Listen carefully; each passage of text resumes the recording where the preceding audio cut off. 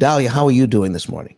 Good morning. I'm doing very well. I would like to go over the credit cards. How does it work, when you try to pay off your credit cards? Would the same way, the same method would do, or we would have to apply it a little differently? Oh my goodness, that is such a good question. Can you give me a little bit more? Can you narrow that question down? And I'll be glad to answer it in a way that is meaningful to you.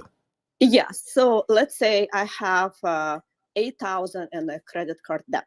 Mm-hmm. And now I pay off every month the interest. I'm just saying, I'm not sure. Mm-hmm. Let's say is 11%. Yes. So I'm paying off interest and just a little bit of principal. And then I prepay only principal. Right. So does it work to pay off the credit card? Because it seems like it's not really working, or maybe I'm not understanding it correctly. That is a good question. So here's what we're looking at, Dahlia. Let me know this. Is the credit card the only debt, or is there other debt? Well, there is mortgage. Gotcha. As well, and there's some loans, for vehicles. Okay. But I don't even consider these. All right, folks, let me put this on this. So Dahlia, thank you very much for bringing this to the stage. Listen, folks, this is a part of turning your debt into wealth. So I'm so glad she brought this up. I'm bringing up an amortization schedule. And so Dahlia, I need you to understand interest cost versus interest rate so we can actually understand what's going on here. So I'm going to put in $8,000 on a card here. So $8,000.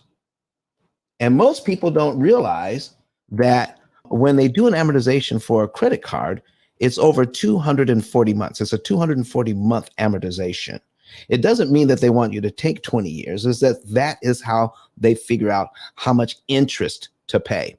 Now, once they do that, then each credit card company adds to that a certain percentage of your debt, of your balance, to the minimum payment.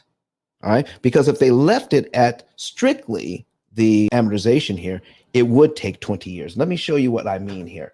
So we're going to take 240 months, right? And the interest rate you mentioned, it was 11%. So we're putting that in.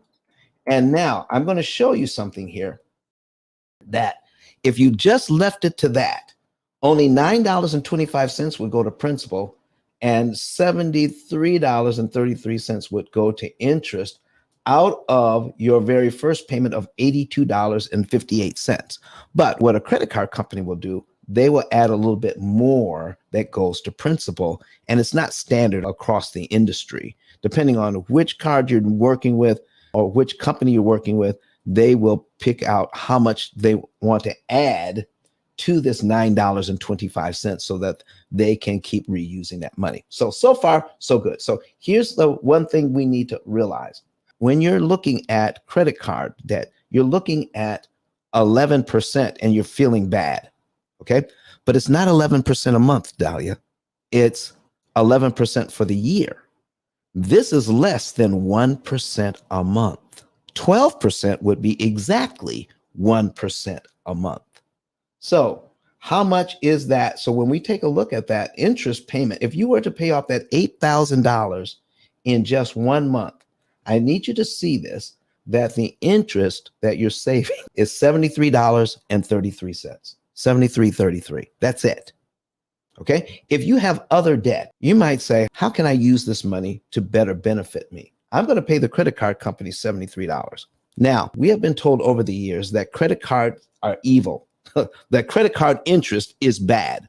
I've met so many people who have told me I never pay credit card interest, while at the same time, they're paying $800, $900, $1,000 in interest a month on their mortgage, and it doesn't even hurt. They're not even looking at it. So if I have a credit card that's costing me $73 and that hurts me because people have presented it that way. All right. So the illusion that credit card debt is worse than mortgage debt. I'm wondering, Dahlia, who actually do you believe is promoting that credit card interest is worse than mortgage interest? I wonder who promotes that. Do you have an idea? Are you talking about banks? Listen, if I can get you to hate credit card interest, you'll leave my mortgage interest alone. And that's what we've been taught to do. So now I'm going to just give you an example here, and then I'll get right into your question. But it's understanding the basics that's important. So we're going to open up another tab here. We're going to put in a $300,000 mortgage at 6%. And there it is. Okay. So our payment on that is $1,798.65. I'm going to show you the difference between if I pay off the $8,000 here, okay, in 1 month. People say, listen, get rid of that. Never pay credit card interest. I got $8,000. You need to pay that off at 11%. It's killing you. Okay. So I'll save $73.33. If I put that on my mortgage, the $8,000, I need you to see this. Here's cumulative principal, everybody. Let's scroll down to where we see that we've actually paid this thing down by $8,000. Because if we give the bank our regular mortgage payment and then an additional $8,000, it all goes to principal. And let me show you what happens.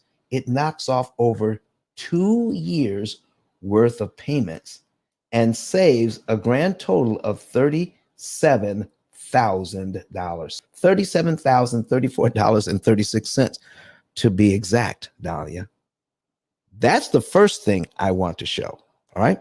But if you want to pay off your credit card, then here's one thing you can do, Dahlia. Here's one thing you can do. A lot of people, believe it or not, have money in the bank. They've got money in the bank. And because they don't understand fungibility, that money is fungible, let's go ahead and put that on the screen. So we're going to put another tab up, and fungible, Fungible. Fungible, let me see. Definition and meaning of fungible: being something such as money or commodity of such a nature that one part or quantity may be replaced by another equal part or quantity in paying a debt or settling an account. Okay. So what it means is that one thing can be interchanged for another. All right. Money is money. Money in your bank or money available on a credit card. Money is money that's available. So if I have $8,000 on a credit card, Dahlia, and I want to get rid of it, let's say I have more than that in the bank. And some people have more than $8,000 in the bank. But for some reason, they're reluctant. Let's say I have $18,000 in the bank. All right. And then if I take $8,000 out of the bank and pay it to the credit card and pay the credit card to zero, how much money do I have available to me to spend? I'm going to go by this one more time. I've got $18,000 in the bank. Okay. And I owe $8,000 on a credit card. I'm going to remove $8,000 from my savings account, pay off the credit card. I have $10,000 in the bank now. Credit card is paid to zero. Here's my question. How much money do I have available to me to spend, Dahlia? Well, you still have 18,000. You have 10 in your bank account, and now you have paid off your credit card, but you still have available 8,000 in that credit card. Exactly. Exactly. So what just happened? So if I look at my money in the bank and I look at that as being more valuable, I'm making what?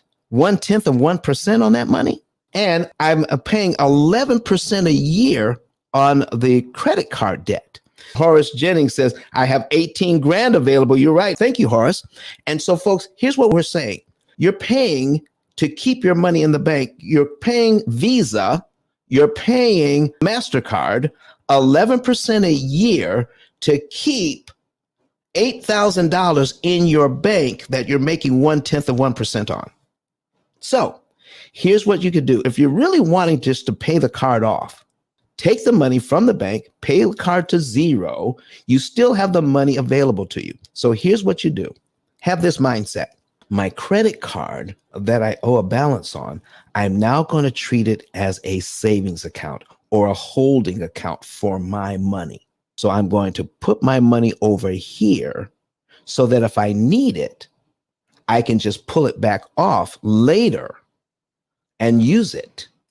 But for the time being, I'm not paying 11% to keep it in the bank.